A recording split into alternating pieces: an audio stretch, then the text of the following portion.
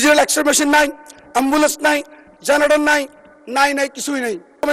যারা নদী ভাঙ্গনে বাড়ি হারা হয়েছে তাদেরকে আবাসন প্রকল্প অথবা আশ্রয় প্রকল্পের মাধ্যমে দ্রুত তাদের বাড়িঘর তৈরি করে দিয়ে তাদের মাথার ছাদ তৈরি করে দেওয়া, যেটা প্রত্যেক মানুষের মৌলিক অধিকার।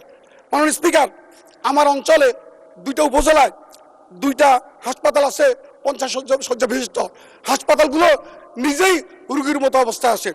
সেখানে ডাক্তার নাই, নার্স নাই, সেখানে ক্লিনার নাই, সিকিউরিটি গার্ড নেই।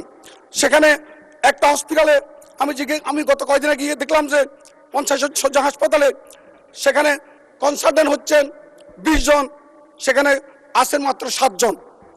সেখানে ডিজিটাল এক্সরে মেশিন নাই, অ্যাম্বুলেন্স নাই, জেনারেটর নাই কিছুই নেই।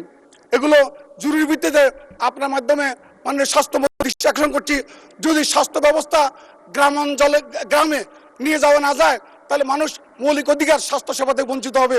এজন্য আমি আমার এলাকাকে অত্যন্ত গুরুত্ব সহকারে, বিশেষ করে কোম্পানিগঞ্জ এবং কবিরাট 2টা হাসপাতালে সেখানে কনসালটেন্ট নিয়োগ এবং সেখানে সার্জন নেই, অ্যানেস্থেটিস্ট আছে। সেখানে যদি সার্জন না থাকে তাহলে ওটি চলে না। অ্যানেস্থেটিয়া ডাক্তারের কাজটা কি? কিন্তু অ্যানেস্থেটিয়া ডাক্তার বসে আছে, বেতন নিচ্ছে, কিন্তু সার্জন নেই। সেখানে গাইনি ডাক্তার নেই। এর মাধ্যমে কিন্তু হসপিটাল চলছে।